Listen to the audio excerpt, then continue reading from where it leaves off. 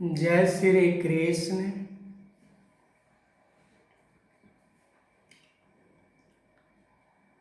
भगवान कृष्ण गीता के अंदर अर्जुन को केवल समझाने का प्रयास नहीं कर रहे हैं। भगवान कृष्ण कल भी मानवता को स्थापित करना चाहते थे और आज भी भगवान कृष्ण भले ही उस शकल और उस सूरत में नहीं है, पर भगवान कृष्ण आज भी रूप को बदलकर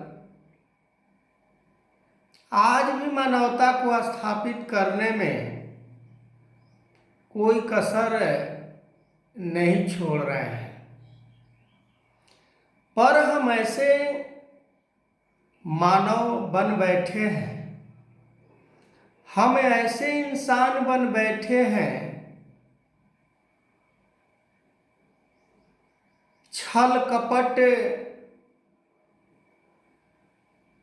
मोह माया स्वार्थ में इतने घिर गए हैं कि हमें समझ ही नहीं आता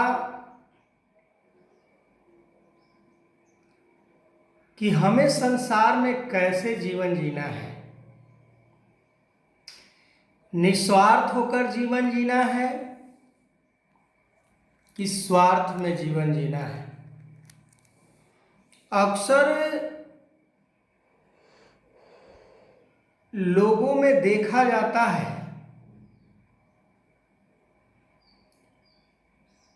कह तो रहे होते हैं कि हम धर्म का अनुयायी हैं, धर्म को मानने वाले हैं, धर्म के रास्ते पर चलने वाले हैं, धर्म को हम महत्व देते हैं। पर धर्म का जो रास्ता है उस रास्ते से विपरीत होकर जीवन जी रहे होते हैं। धर्म हमें कभी ये नहीं सिखाता कि किसी को नीचा दिखाना है। धर्म हमें ये नहीं सिखाता कि किसी को तुच्छ करके देखना है। धर्म हमें ये नहीं सिखाता कि कोई गरीब इंसान है उसे गले नहीं लगाना है। धर्म हमें ये नहीं सिखाता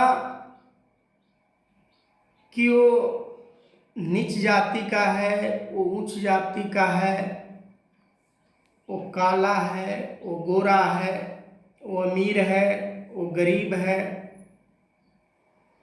नाना प्रकार के जो मन के अंदर अज्ञानता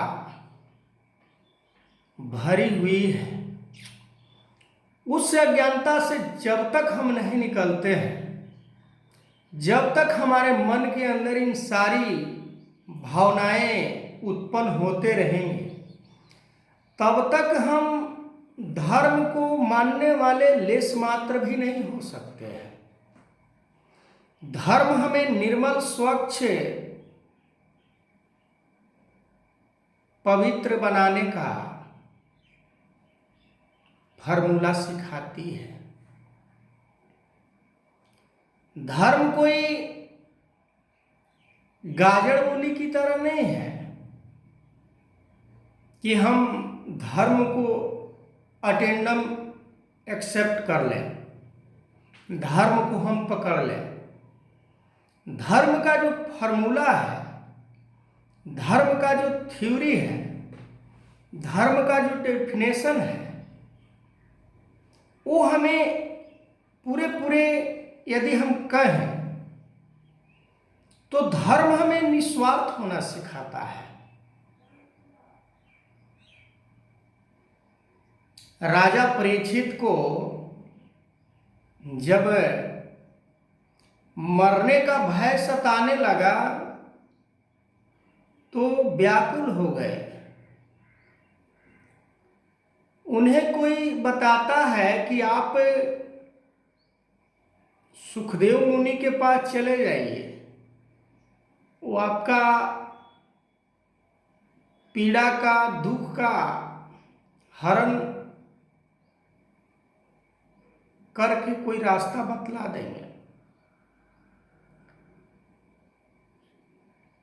राजा परीक्षित को कष्ट पीड़ा को दूर करना था, वो चले जाते हैं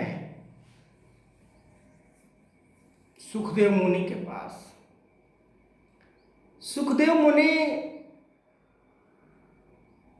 तीनों काल को जानने वाले, वो बता रहे हैं परीक्षित को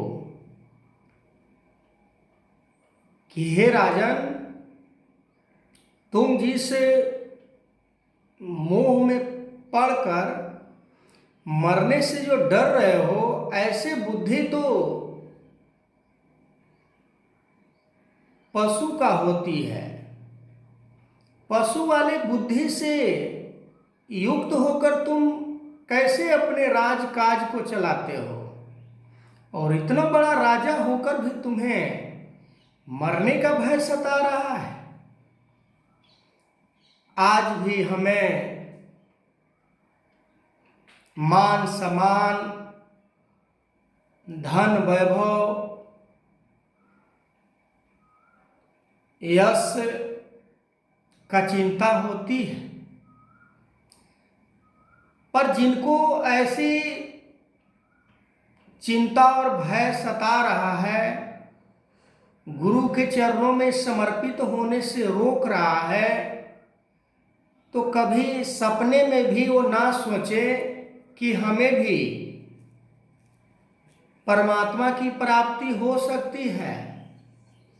परमात्मा को प्राप्त करने वाला कोई बिरला ही होता है। जो खाने के लिए उसके पास अन्न नहीं है, पहनने के लिए कोई वस्त्र नहीं है, समाज में कोई उसे इज्जत प्रतिष्ठा मान नहीं देता है, उसके पास एक फूटी कौड़ी भी नहीं होता, फिर भी वो धर्म को हंस कर स्वीकार करता है, परहित में अपना योगदान देता है, निस्वार्थ होकर जीवन जीता है, गुरु के एक एक वचन को अपने जीवन में जस्टिफाई करता है। जैसे गुरु आदेश करते हैं उस बात को मानने में चाहे जितना भी एफर्ट उसे डालना पड़े, जितना भी किसी प्रकार के इन्वेस्टमेंट करना पड़े, वो कर लेता है और ये भवसागर से पार उतारा हो जाता है। हम उस गिरगिट की तरह अंदर से तो कुछ होते हैं पर बाहर से कुछ होते हैं। बड़े बड़े ओहदा को प्राप्त करने के बावजूद भी हमें धर्म को मानने का तरीका नहीं मालूम होता है। बड़े बड़े डिग्री को हासिल करने के बावजूद भी हमें ये नहीं मालूम होता कि समाज में कैसे जीवन जीना होता है, मानवता के प्रति कैसे भाव से युक्त होकर जीवन जीना है, एक मानव को दूसरे मानव से कैसे हमें जोड़ना है, मानव को दुख पीड़ा में हमें कैसे पेश आना है। बाबा हरदेव सिंह जी महाराज समय के सतगुरु जब थे, उन्होंने अपने विचार के द्वारा फरमा रहे थे कि क्या हम किसी के जख्म के ऊपर मरहम लगाने वाले हैं या किसी के जख्म के ऊपर नमक छिड़कने वाले हैं। हम सोच सकते हैं कि क्या जख्म, क्या नमक किसी को दुख में हम और दुख उसको बढ़ाने का काम करने वाले हैं कि दुख को और घटाने वाले हैं। किसी को पीड़ा यदि हो रही है किसी प्रकार से, क्योंकि ये भौतिक जगत है, यहाँ जो भी सिस्टम काम कर रहा है ये सारी भौतिकवादिता से हो रही है। भौतिक चीज़ों को महत्व हमें उतना ही देना होता है जितना कि संत महात्मा इशारे इशारे में बहुत कुछ कह दिए और आज भी कहते जा रहे हैं कि साईं इतना दीजिए जामे कुटुंब समाए, मैं भी भूखा ना रहूं साधु न भूखा जाए। पर ऐसा आज देखने को कहीं नहीं मिलता है। पर दावा की जा रही है कि मैं धर्म को स्थापित करूंगा, धर्म को मानने वाले में हमारा गिनती हो। पर बाबा हरदेव सिंह जी महाराज कहा करते थे कि क्या हमारी गिनती उनमें तो नहीं होने वाली है जो दुनिया में आग लगाते हैं। क्या हमें ऐसे गिनती में आनी है कि किसी के घर में आग लगा हो वो बुझाने का हम काम करते हैं। धर्म के यदि ओतप्रोत होकर हम धर्म के ऊपर बात करें तो बात खत्म होने वाली नहीं है। भगवान कृष्ण अर्जुन को यही समझा रहे हैं कि अर्जुन, तुम पूर्ण धर्म को मानने वाले, तुम एक परमात्मा निराकार मेरे शरण में तुम समर्पित हो जा। कुछ अपने मन में विचार मत कर कि क्या आगे हो रहा है, क्या आगे होगा।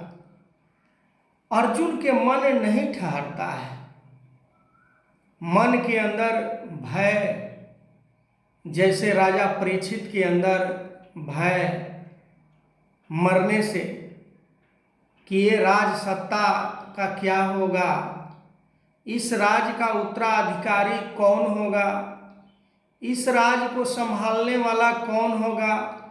केवल अपने स्वार्थ में जीवन जीने वाला, चाहे वो राजा हो, चाहे रंग हो, चाहे फकीर हो, चाहे एनीबॉडी कोई भी इंसान हो, लोभ लालच स्वार्थ में जीने वाले कभी भी सत्य को जान नहीं सकते।